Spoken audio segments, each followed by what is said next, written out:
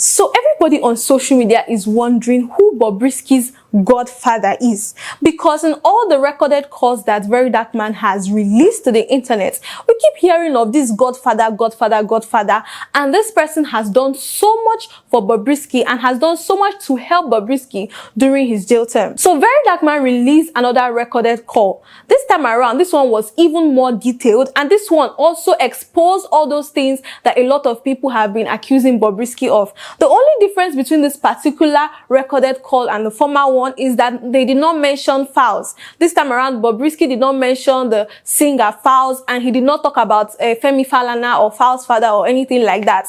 But everything he said in that former recorded audio was confirmed in this particular one.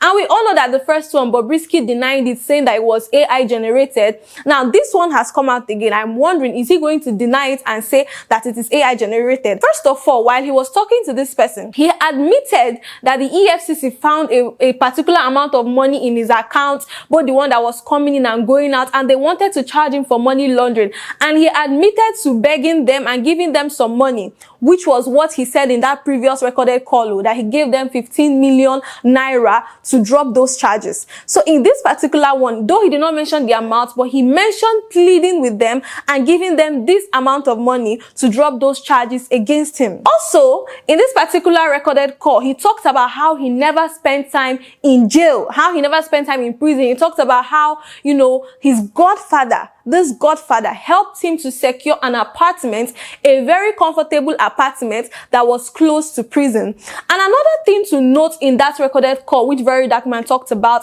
is the fact that while he was talking, someone came into the scene, more like a maid or something like that, and he dismissed the person, telling the person that he was on a call, which means that he was clearly not in jail, because if he were to be in prison, he wouldn't be there with somebody.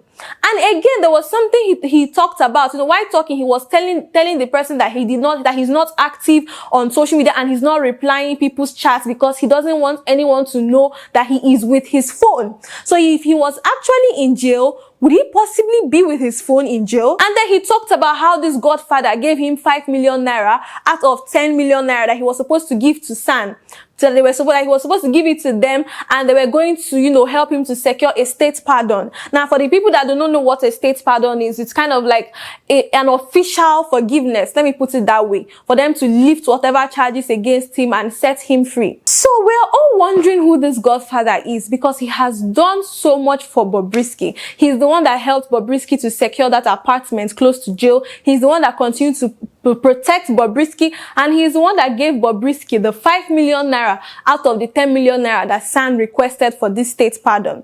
Now, what Verydakman is saying, you know, in everything he said, it was like allegedly, that instead of the Falanas to be attacking him, because he's just simply releasing a recorded call, now instead of the Falanas to be attacking him, they have to investigate that call, because one way or the other, their names have been stained. So they have to investigate that call and trace whoever it is that they were talking to, and somehow find a way to clear their name, instead of dragging and attacking Verydakman. Because basically, if we're going to be honest, he simply just released a recorded call that someone sent to him. Now, this second call now was recorded on the 16th of May 2024. From all the evidence that he brought.